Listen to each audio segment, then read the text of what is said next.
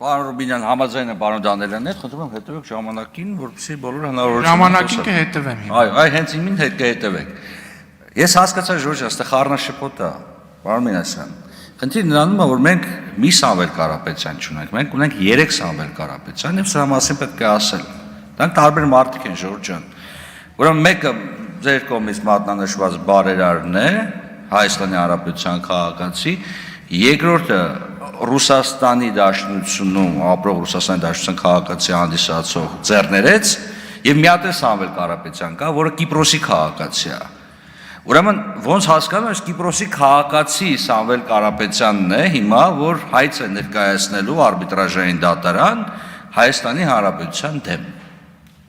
Հիմա ուզում եմ հասկանամ, էլի, այս 3 կարգավիճակով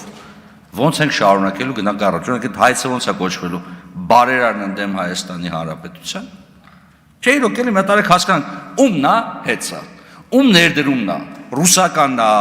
Կիպրոսից է, Կիպրոսում Ժորժան, նենց ուզում եմ Կիպրոսի գործընկերներին հարցնեմ, էլի պարոն Կոնջյան, բարեկամության խմբի ղեկավար եք, մենք հարցրեք, էլի, տենց լուրջ ընկերություն կա էլեկտրոէներգիայի ոլորտում ձեր մոտ աշխատող։ Ժորժան չի կարելի sense բան ասել։ Հա, Տիգին Գրիգորյան ջան, Նիկովին շատ հարգված։ Այդ որ ասում եք 50 տարով չի բարձրացնելու, ասում է գինը չի բարձրացնելու Սամվել Կարապետյանը, դա մատնանշեք որ Սամվել Կարապետյանն է ասել, ռուսաստանցի Կիպրոսին թե հայաստանցին, մեկը մի հատ հարցել է, ժողովուրդս լավ է հեծի վիճակը, բախի է 100% բաժնե տոմսերը հիմա գրավադրված վարկի դիմաց։ Խե գրավադրված, Արլիսում կամ փաստաթղթերը։